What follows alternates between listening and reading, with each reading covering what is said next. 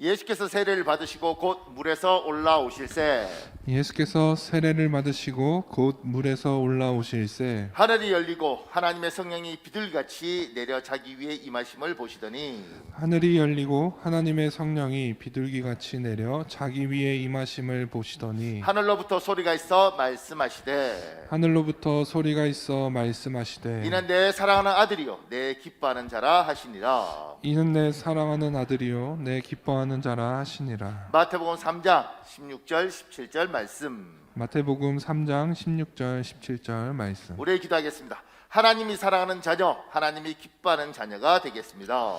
하나님이 사랑하는 자녀, 하나님이 기뻐하는 자녀가 되겠습니다. 하늘이 열리고 하나님의 성령이 비둘기같이 내게 임하게 하옵소서. 하늘이 열리고 하나님의 성령이 비둘기같이 내게 임하게 하옵소서. 하나님이 나를 아는 모든 나를 아는 모든 사람에게 하나님의 성령이 임하게 하옵소서. 하나님, 나를 아는 모든 사람에게 하나님의 성령이 임하게 하옵소서. 그들도 하나님이 사랑하는 자녀, 하나님이 기뻐하는 자녀 되게 하옵소서. 그들도 하나님이 사랑하는 자녀, 하나님이 기뻐하는 자녀가 되게 하옵소서. 예수님의 고귀하신 이름으로 기도합니다. 예수님의 고귀하신 이름으로 기도합니다. 여러분의 기도대로 반드시 주께서 응답하여 주실 줄 믿습니다.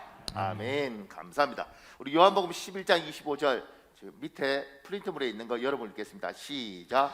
예수께서 이르시되 나는 부활이요 사도행전 4장 1절에 3절도 제가 줄여놨는데 여러분 읽겠습니다. 시작. 제사장들과 성전 맡은 자와 사두개인들이 예수 안에 죽은 자의 부활이 있다고 백성을 가르치고 전함을 싫어하여 그들을 잡음에. 그 밑에 이렇게 적었습니다. 오늘은 기독교 최대 축제일 부활절입니다. 예수님은 골고다 십자가 위에서 돌아가신 지 3일 만에 부활했습니다. 그래서 예수님은 나는 부활이요 라고 말씀합니다. 예수님의 제자들은 고난과 핍박 가운데서도 예수님의 부활을 사람들에게 전합니다. 제사장들과 성전 맡은 자와 사두개인들은 부활 전하는 것을 싫어하여 부활을 전하는 사람을 잡아서 감옥에 가둡니다.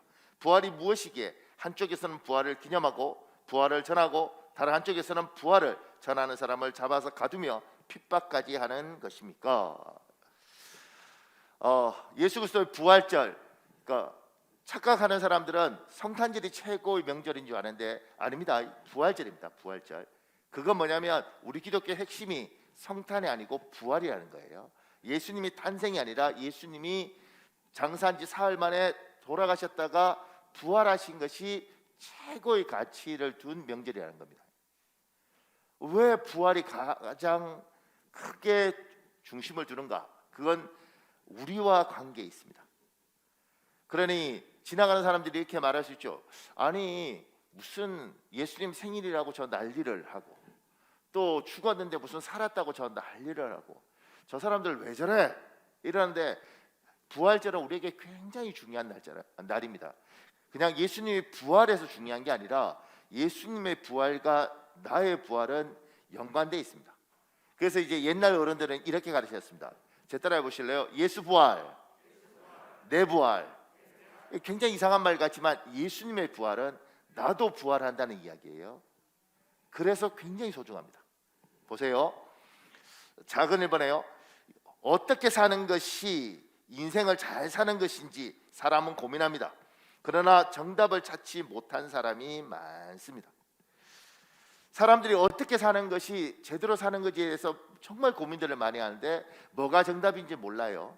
근데 지금 이제 이 대한민국 그러면은 뭐냐면 열심히 젊었을 때 돈 벌어서 그 다음에 노후 준비 빨리 하고 경치 좋은 곳에 전원 좋은 곳에 자리 잡고 그리고 거기서 낚시하고 텃밭 일구면서 살다 죽는 것이 가장 복받은 인생이라고 지금 대한민국의 많은 사람 생각합니다. 여기에 여러분 동의하세요? 동의하는 사람만 그렇게 사실 수 있는 복이 있길 이러면 또 아멘합니다. 제가 놀라워요 이게. 예. 그런데 그게 참 희한한 게 시골 내려가서 텃밭 일구면서 또는 그 앞에 바닷가에 있으면 거기서 고기 잡으면서 사는 것이 복받은 인생이라 그러는데 우리나라 조선시대 때 어르신들 다 그렇게 살다 돌아가셨어요. 그렇지 않겠습니까? 그런데 다 그렇게 살다 그냥 그 돌아가셨어요. 지금 우리는 그걸 꿈꾼데 사람들이 어떻게 사는 것이 제대로 사는 건지 고민을 많이 하고, 사람들이 헤매는 이유는 어떻게 사는 것이 제대로 사는 건지 모르기 때문에 그렇습니다. 부활은 어떻게 사는 것이 제대로 사는 건지에 대한 굉장히 중요한 것을 우리에게 가르쳐 줍니다. 보세요. 그 밑에 1번에 이렇게 적었습니다. 사람은 사람으로 이 땅에 태어난 것은 큰 축복입니다. 아멘. 아하, 안 하시는 분들 많죠. 왜냐하면 나 무슨 사람으로 태어난 게 큰 축복입니까? 내가 인생 고달픈데. 사람이 요새는 좀 많이 줄었어요. 근데 뭐 한 20년 전만 해도 이제 뭐 결혼해서 부부가 아기를 가져주려고 할 때 그때 한 번 나오는 정자 수가 3억 개입니다. 3억 개. 3억 개 정자가 나와서 그 중에 하나가 들어가서 아기가 생기는 거예요. 늘 생기는 것도 아니고. 그러니까 여러분은 평균 3억 대 1의 경쟁을 뚫고 태어난 사람인 거죠. 안 놀라시는데 지금 우리나라 수험생들이 고등학교 3학년이 40만입니다. 재수생들이 10만입니다. 그래서 50만 명이 시험을 쳐요. 50만 명이 시험을 쳐서 서울대를 들어가려면 3,000등은 해야 되는 거예요. 왜냐하면 3,000명 뽑으니까. 그러면 이걸 계산을 되면 어떻게 되냐면 1,000명 중에 5명 들어가는 거예요. 1,000명 중에 5명 들어가는데 여러분은 3억이니까 지금은 남자 정자수가 떨어져서 3억이 아니라 한 1억 5천 개쯤 된답니다. 요새 애들은 우리하고 비교가 안 되는 거죠. 우리는 3억 대 1을 뚫었는데 요새 애들은 1억 5천 대 1이에요. 그러든 말든 간에 1억 5천을 제낀 거예요. 일본하고 한국 인구 다 합친 거 제끼고 1등 한 거란 말입니다. 그게 여러분이에요. 그렇게 목사님 저는 왜 이렇게 키가 작게 태어났네? 3억 대 1을 뚫고 왔는데 그 중에 제일 큰 게 당신이야. 목사님 왜 저는 눈이 찢어졌습니까? 1억 5천을 제끼고 됐는데 그 중에 눈 제일 큰 게 당신이야.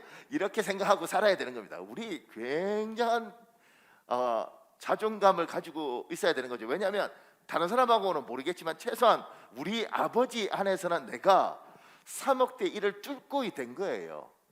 굉장한 사람들입니다. 여러분 그렇게 태어난 사람들입니다. 2억 9,999개는 없어진 거죠. 나 하나 그 모든 걸 뚫고 얼마나 강한지 내가 아기가 되어서 태어난 겁니다. 그게 여러분이에요. 여러분이 서울대를 못 가도 그래도 여러분은 3억 대 1. 여러분이 굉장한 사람이 못 돼도 판사 검사 안 돼도 여러분은 3억 대 1. 그게 여러분입니다. 그 밑에 이렇게 했어요. 이번에 큰 축복 가운데 태어난 사람이 어떻게 이 귀중한 인생을 살아야 할지 모릅니다. 그래서 지금 우리 애들 방황하죠. 늘 게임하면서.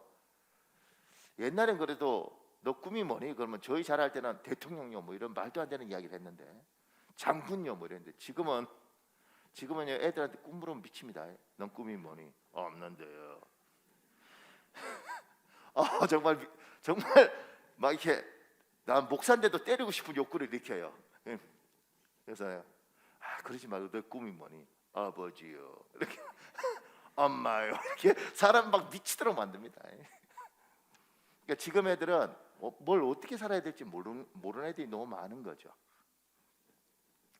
어려움이 없으니까. 옛날에 어려움이 있으니까 너 꿈이 뭐니? 저는요 무조건 잘 먹을 겁니다.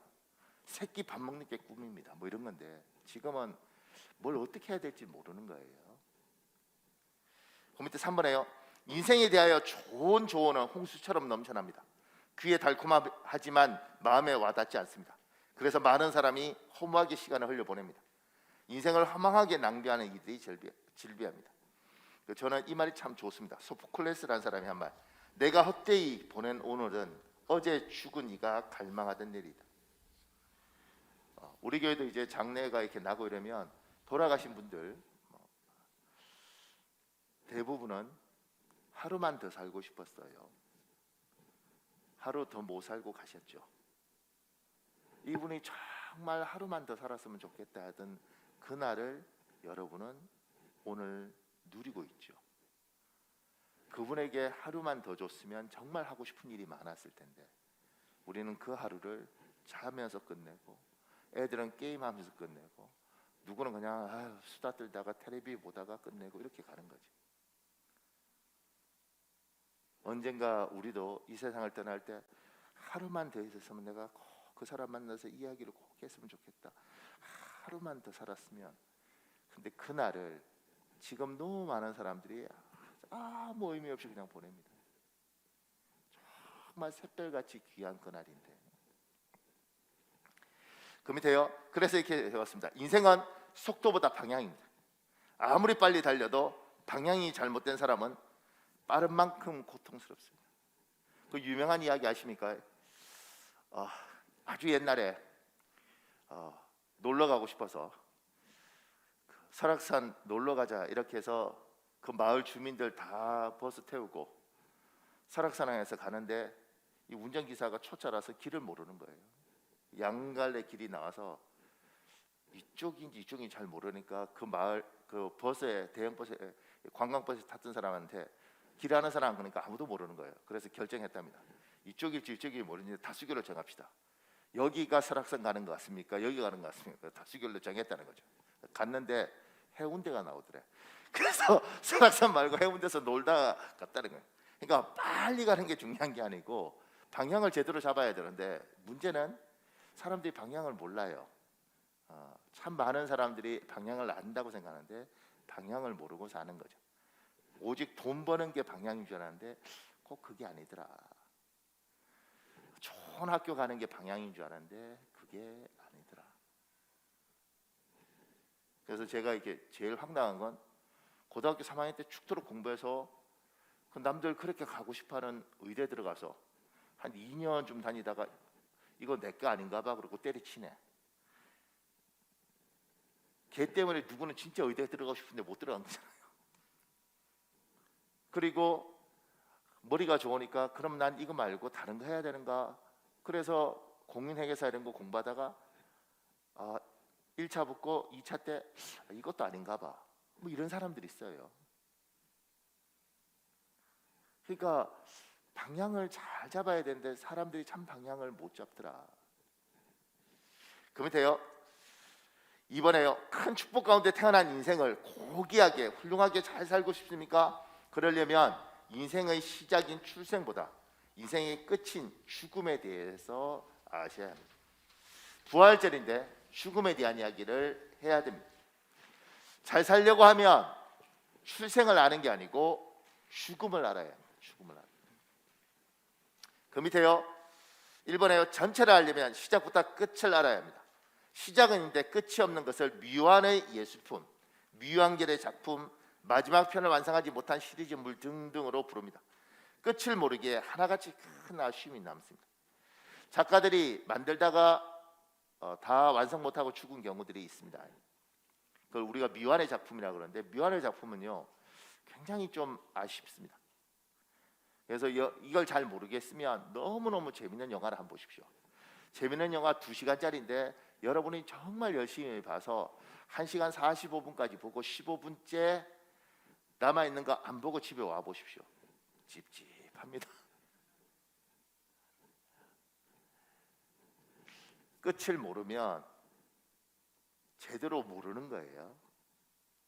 끝을 알아야지 제대로 갈 수 있는데 전체가 파악이 되는데 이 마지막, 여러분과 제가 그 마지막에 대해서 알아야 되는 거예요. 그게 우리는 뭐라고 이야기하면 죽음이라는 거예요. 이제 그 밑에요. 사람의 인생은 태어나는 것이 시작, 사망이 끝처럼 보입니다. 그렇지 않습니다. 대부분 출생이 시작, 죽음이 끝으로 알기에 인생을 제대로 살지 못합니다. 여기에 이제 질문하셔야 되죠. 출생이 시작이고 죽음이 끝 아닌가요? 보통은 그렇게 생각하죠. 근데 우리는 이렇게 합니다. 그 밑에요.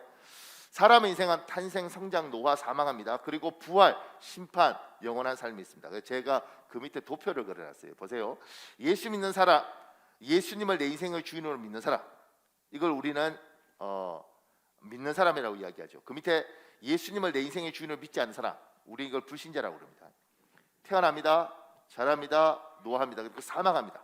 사망하면 밑에는 믿지 않던 육체는 다 흙이 됩니다.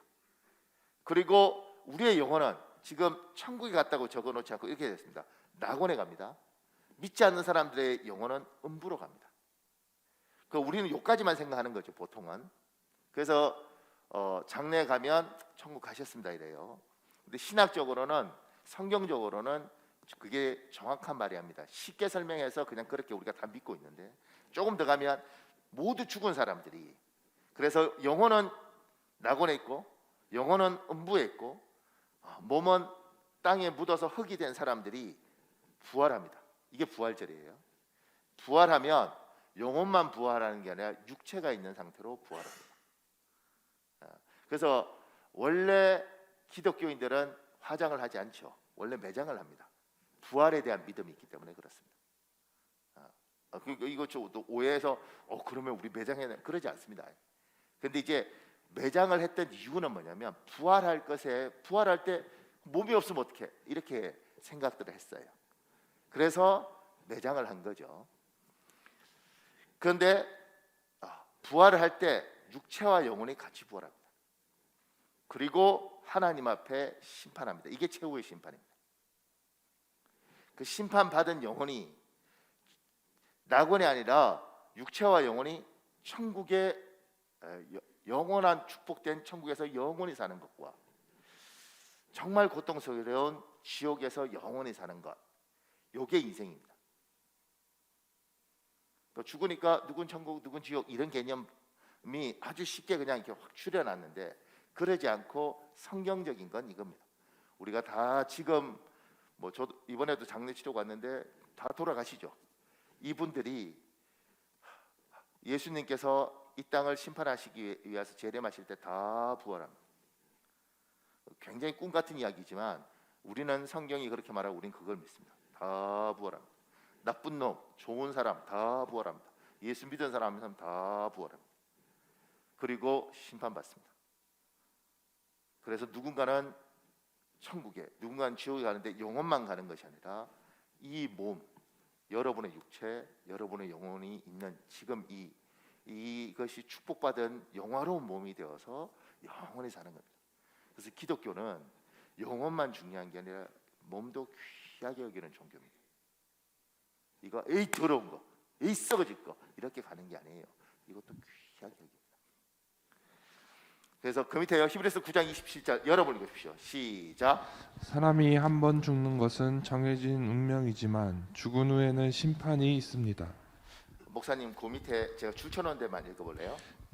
생각하는 사람은 지옥의 문이라는 대작의 일부로 지옥의 문 앞에서 온갖 고통으로 신음하는 사람들을 내려다보면서 생각에 잠긴 단테의 모습을 형상화한 것이다. 단테의 신곡에 나오는 지옥의 문에는 무시무시한 경고문이 있다. 여기 들어오는 너희들은 모든 희망을 버릴지어다. 그런 면에서 바라보면 로댕에 생각하는 사람은 지옥의 문을 향하는 불행한 사람들을 바라보면서 인간이 행복한 삶을 살 수 있는 방법을 고민하고 있는 것처럼 보이기도 한다. 로댕 자신도 평생 행복의 문제에 관해 고민했던 것으로 보인다. 1880년에 지옥의 문 제작에 착수한 이래 무려 37년간 그 작업에 매달렸음에도 1917년에 사망할 때까지 끝끝내 이 대작을 완성하지 못했다. 이러한 에피소드는 행복한 삶의 문제에 의미 있는 해답을 얻는 것이 결코 쉬운 일이 아니라는 점을 잘 보여준다. 유명한 생각하는 사람은 그것만 있는 게 아니라 그게 지옥의 문이라는 전체 굉장히 거대하더라고요. 그 전체 안에 작은 한 부분이죠. 이걸 로댕이 만들면서 이 생각하는 사람은 지옥 문 앞에서 생각하는 겁니다. 그리고 그 지옥 문 앞에는 이렇게 적혀 있는 거죠. 여기 있는 것처럼 여기에 들어오는 너희들은 모든 희망을 버릴지어다. 그게 지옥인 거예요. 희망이 하나도 없는 거.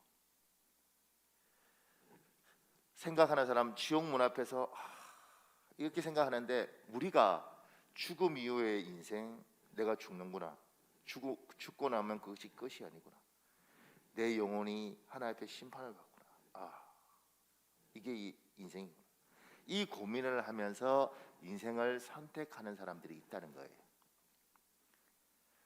이런 거 많이 듣잖아요. 죽으면 끝이지 뭐. 애쓰면 끝이지 뭐. 아, 이렇게 살다 그냥 가는 거지 뭐. 이렇게 말을 하는 사람이 있다는 겁니다. 그리고 그들은 그렇게 생각하고 그렇게 살다 갈 거예요. 그러니까 도둑질도 해도 괜찮고 사기를 쳐도 괜찮고 나라를 팔아먹어도 괜찮아요. 왜냐면 어차피 죽을 인생 한 번 죽으면 끝인데 그냥 이렇게 살다 가는 거지. 그런데 그게 아니라 지옥이 있고 천국이 있고 우리는 죽은 게 끝이 아니라 부활할 것이고, 그러면 나는 세상 사람들, 믿지 않는 사람들이 보는 것보다 훨씬 많은 것들을 생각하고 인생을 고민하는 겁니다. 저는 앞으로도 그러지만 어떻게든 부부싸움 안 하고 이 땅에서 한번 버텨보려고 그래요. 여러분은 우리 사모가 참 괜찮은 사람이라서 우리가 부부싸움 안 하는 것 같지만 나도 괜찮은 사람이에요. 너무 그러지 마세요. 근데 부부싸움 안 하는 가장 큰 이유 중에 하나가 뭐냐면 죽으면 끝인데 이러면 한판 할 수도 있을 텐데, 우리는 믿음이 뭐냐면 죽어서 천국 가서 만날 거 아니겠어요? 또 우리는 부활해서 영원히 하나님 만든 세상에 살지 않겠어요? 근데 문명난 사모가 그 죽으면 끝이 아니니까 부활해서 영원히 살 때 이렇게 말하는 거죠. 하나님 앞에, 하나님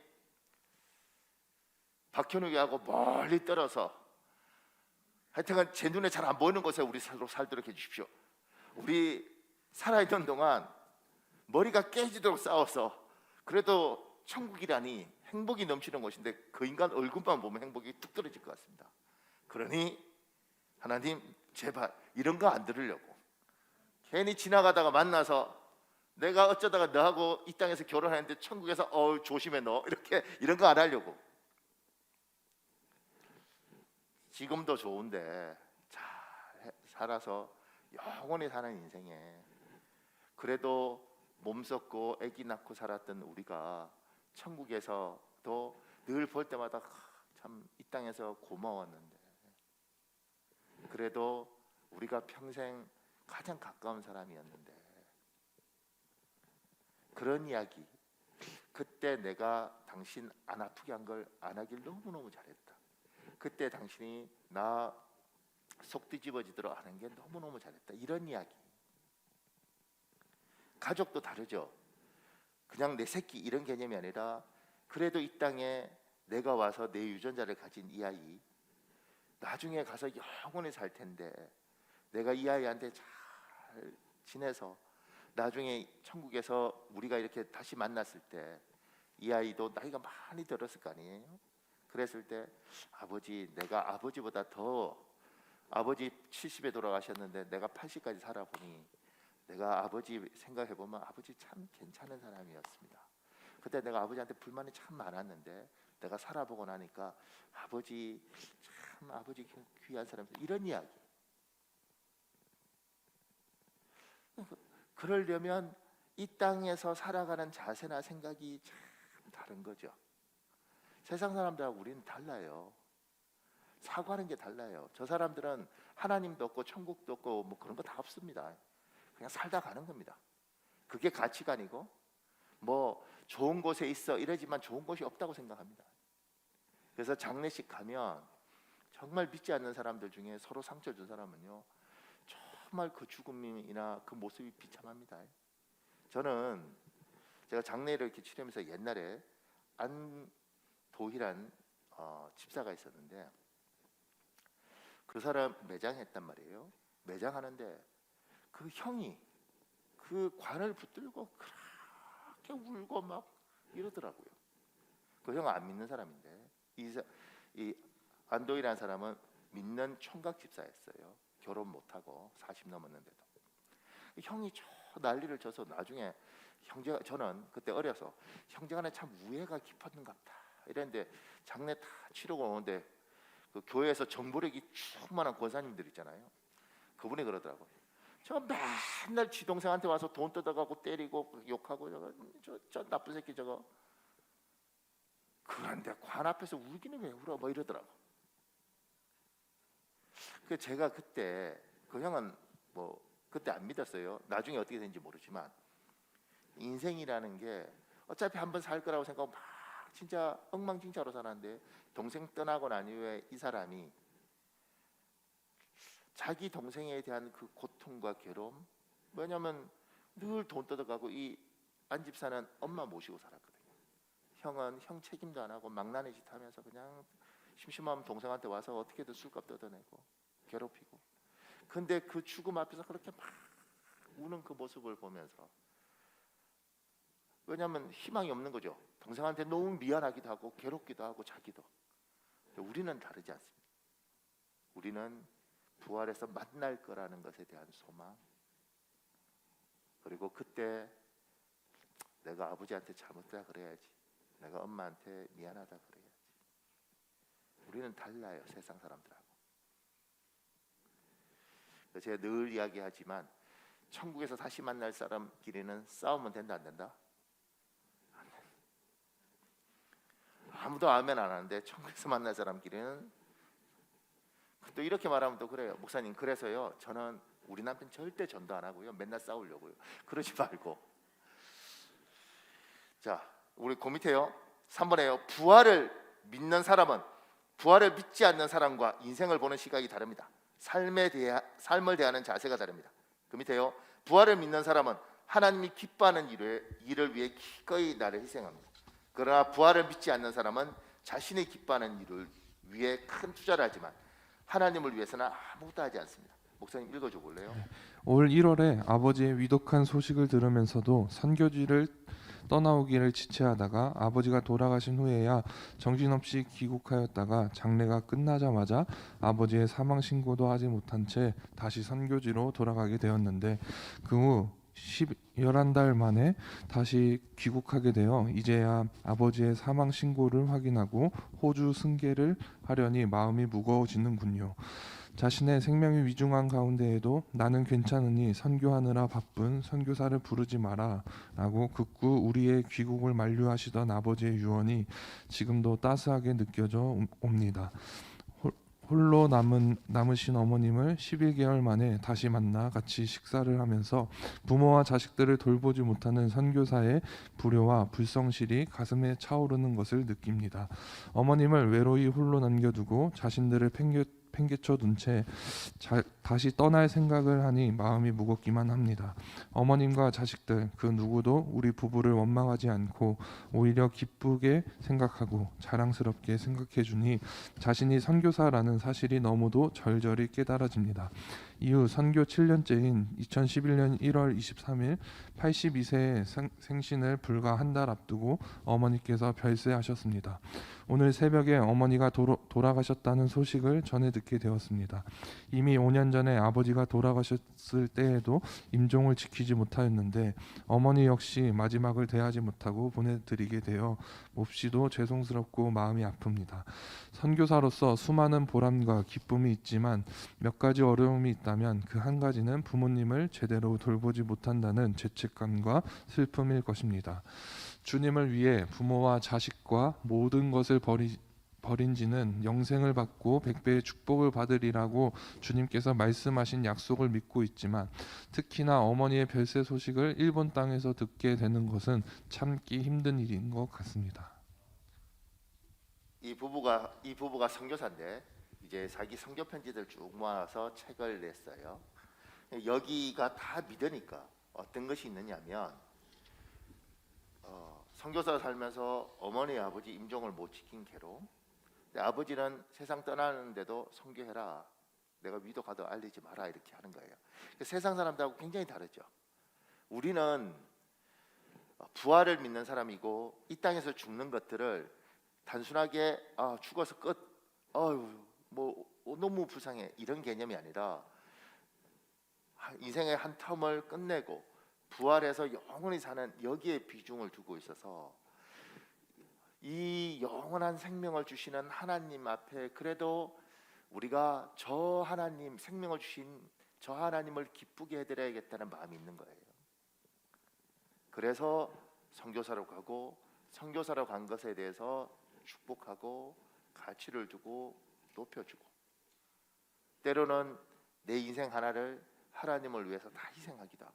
왜냐하면 길어봤자 100년의 인생이 아니라 부활해서 영원히 사는 인생을 주시는 하나님에 대한 고마움, 감사함, 이게 우리가 가지고 있는 마음인 거죠. 여러분과 제가 교회에 와서 봉사하고 헌신하고 충성하고 이런 모든 것들의 세상 사람 생각하면 말도 되지 않죠. 근데 우리는 길어야 100년밖에 안 되는 이 인생으로 사는 것이 아니라 우리에게 영원한 생명을 주신 그 하나님에 대한 가치, 그 부분에 대해서 하나님 앞에 이 은혜를 갚아야지. 이렇게. 그래서 목사들은 많은 경우에 자녀들을 하나님께 드립니다. 하나님 너무너무 감사한데 제 아들을 드립니다. 그래서 목사님 목사 된 거 아닌가? 내가 그러니까 아버지 만나봤거든요. 이번에 목사 안수하면서 딱 아들 갖다 바치기 좋은 분 같더라고요. 쓰세요 이렇게 굉장히 강직해 보이시던데. 그러니까 너무 감사한데 내 하나 갖고 안 되니 내 아들을 드리겠습니다. 그 아들은 안 들으시기 위해서 몸부림을 치다가 결국은 걸려서 목사 되는 경우가 많아요. 하나님 앞에 뭘 해드려야지. 이게 이제 세상 사람하고 우리하고 다르죠. 또 하나는요, 그 밑에 동그라미 2번에요. 부활을 믿는 사람은 죽음에 대한 시각도 부활을 믿지 않는 사람과 크게 다릅니다. 부활을 믿지 않는 사람은 사랑하는 사람의 죽음 앞에서 절망하지만 부활을 믿는 사람은 다시 만날 것을 기약합니다. 이 두 가지 이야기가 있는데 목사님 읽어주세요. 내가 섬기던 교회에 원영이라는 5살 꼬마가 있었다. 어느 날 원영이가 길 건너에 있는 엄마를 보고 건너오다가 커다란 덤프트럭에 치여 죽고 말았다. 그 상황을 눈앞에서 본 엄마는 충격을 받아 정신질환을 앓게 되었다. 이 사건으로 인해 교회 분위기는 침울했고 원영이네 가족은 말할 수 없는 참담함에 빠지고 말았다. 그러던 어느 날 내가 담당했던 중고등부 기도 모임에 원영이 어머니가 참석해서 함께 기도했다. 그때 원영이의 어머니는 방언을 체험하며 원영이의 환상을 보게 되었다. 원영이는 너무도 밝은 곳에서 손을 흔들며 말했다. 엄마, 난 여기서 행복하게 잘 있어. 그러니 엄마도 주님 잘 믿다가 나중에 다시 만나. 그 순간 비통함으로 시간을 보내던 원영이의 어머니의 얼굴에 화색이 돌았다. 그리고 얼마 후에 원영이의 어머니와 아버지는 셋째 아이를 가지며 충성스러운 성도로 돌아왔다. 생각보다 예수 믿는 사람들 중에 자식을 먼저 보낸 사람들이 제법 있습니다. 그것도 어렸을 때. 제가 아는 어떤 분은 선교사인데 선교지에서 아이가 죽었어요. 그 선교사 입장에서는 너무 고통스럽죠. 선교하러 왔는데 축복받아도 시원찮은 판국에 애를 선교지에서 애가 죽는 걸 봤으니, 근데 거기도 여기처럼 뭐 목사인데 너무너무 힘들고, 왜냐하면 이게 이성으로 감당이 안 되는 거예요. 근데 하나님이 지금처럼 이렇게 나타나서 위로해 주는 거죠. 아이가 나타나서 위로해 주고, 이게 정신적으로 뭐 이게 아니고요, 영적으로 하나님이 그렇게 해주시는 겁니다. 그때 확신이 생깁니다. 아, 천국이 있구나. 우리가 천국 이야기하지만 명확하게 내 아이가 천국에 있다는 걸 확신하고 큰 위로를 받고 사람들이 생각이 바뀝니다. 이런 일들이 생각보다, 제가 이제 책들을 찾으면 책에서 생각보다 많지 않아요. 왜냐하면 오픈 안 하는데, 근데 대화를 하면 참 많은 경우가 있습니다. 정말 많습니다. 조금 더요. 그 밑에 서평은 수척한 몸을 잠깐 움직이듯 하다가 들릴락 말락한 낮은 목소리로 3시경에 천사들이 올 겁니다. 찬송을 불러주세요. 시름에 젖어있는 이들은 그 자리에서 일어나 찬송을 부르기 시작했다. 나는 하나님의 부르심을 받아갑니다. 서평은 그 자리에 있는 사람들 한 사람 한 사람의 얼굴을 유심히 바라보았다. 시선이 골고루 마주쳤다. 이제는 아무것도 할 말이 없습니다. 먼저 가니 하늘나라에서 다시 만납시다 하고는 오른팔을 번쩍 치켜들고 할렐루야를 힘차게 외치는 것이었다. 그리고 손을 다시 배 위에 내려놓고 반가운 사람이라도 만난 듯 활짝 웃었다. 그 웃는 모습 그대로 숨을 거두었다. 서서평 선교사잖아요. 그러니까 3시경에 천사가 올 겁니다. 찬송을 불러주세요. 이렇게 하고 그리고 그 시간에 돌아가시는 거예요.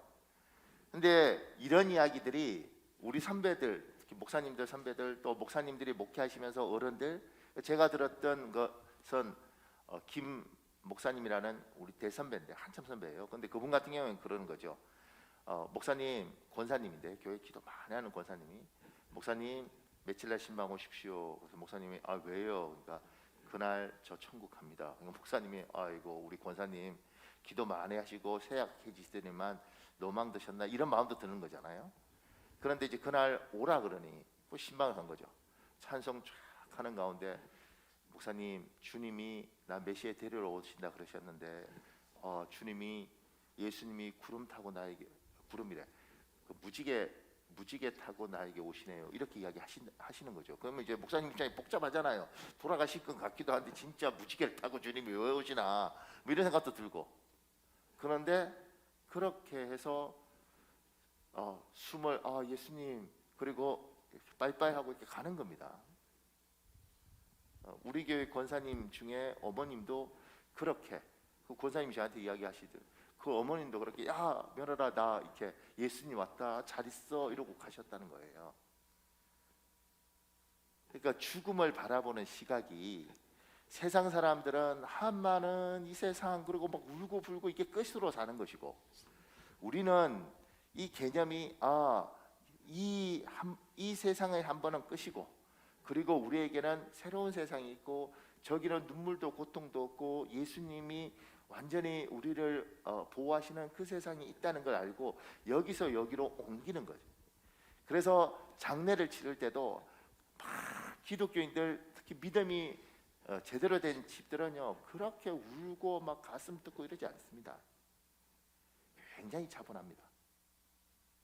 그리고 그 슬픔에 있죠. 어머님한테 더 해드리고 싶었는데 아버지한테 더 못 해준 것에 대한 그런 아쉬움이 있습니다. 그런데 그 장래가 차분한 건 뭐냐면 어르신이 몸은 이러지만 그 영혼은 천국에 있고 언젠가 우리가 다시 만날 것에 대한 기약들이 있기 때문에 다른 거예요. 저도 안 믿는 집에서 태어나서 예수 믿었잖아요. 그러니까 너무 믿는 데 오래 있다 보니까 그냥 그런 줄 알았다고요. 그러다가 어느 날 안 믿는 집 초상난 데 가서 기겁하는 겁니다. 머리에 띠띠고 뭐 지팡이 들고 애고 술 한잔 먹고 담배 피다가 오면 애고 뭐 이렇게 할 때 저 뭐지? 이렇게 그리고 막 와서 막 구르고 울고 뭐 우리 언니 억울하게 살다가 뭐 이렇게 그런 모습 보면 야, 참 우리하고 참 다르구나 저 사람들이. 예수 믿는 사람들은 속상한 것은 있죠. 사람이니까 미안한 것도 있고 아쉬운 것도 있고 그런데 우리 마음에 천국 가셨는데 나중에 뭐 만날 텐데 차원이 달라요. 생각이 다릅니다.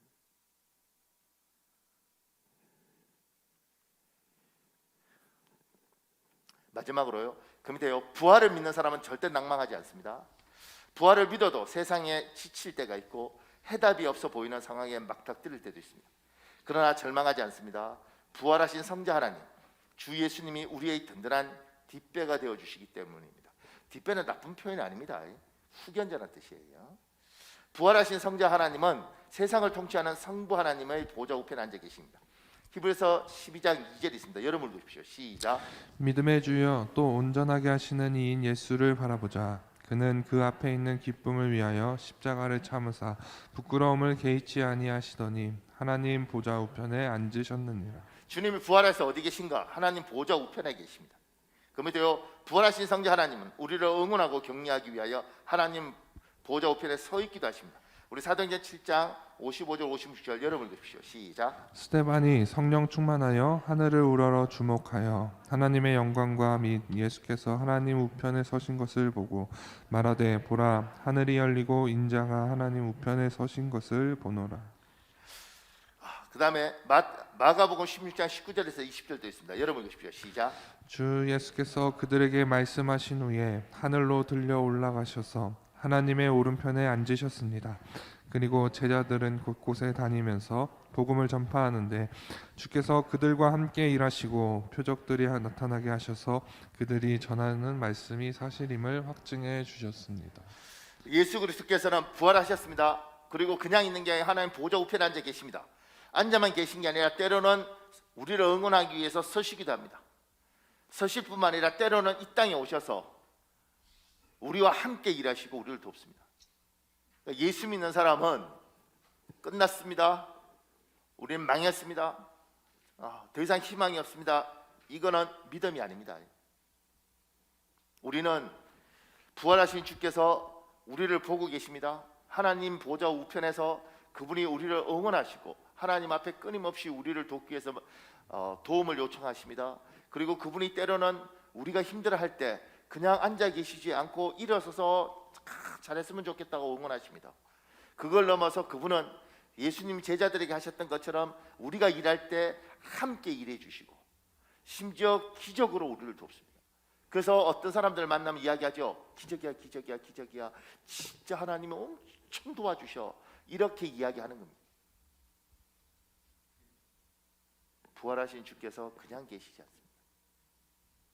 그 부활이 우리의 부활일 뿐만 아니라 그분이 지금도 살아계시고 지금도 우리를 돕기 위해서 일하십니다. 이거 반드시 붙잡고 가셔야 됩니다. 주님이 살아계시고 그분이 날 도우셔 함께 일하셔 심지어 기적을 행해 주셔. 그 밑에 얘기했습니다. 여러분과 저의 인생이 부활하신 성자 하나님의 풍성한 사랑이 흘러넘치는 넉넉한 인생 되기를 예수님 이름으로 축복합니다. 우리 5분만 기도하겠습니다. 이 시간에 주여 한번 간절히 부르시고요. 예수 부활이 나의 부활이 되게 하시고 아버지 하나님, 우리는 죽음 위에 인생이 있는 사람들입니다. 주님, 영원한 생명 주셔서 감사합니다. 그리고 그 하나님이 지금도 우리를 응원하시고 우리와 함께 하시는 줄 믿습니다. 하나님, 오늘 주님을 찬양합니다. 그 부활의 능력이 우리의 능력이 되게 해주시옵소서. 주여 한번 간절히 부르시고 우리 기도하겠습니다. 주여, 아버지 하나님 여호와여 도와주시옵소서.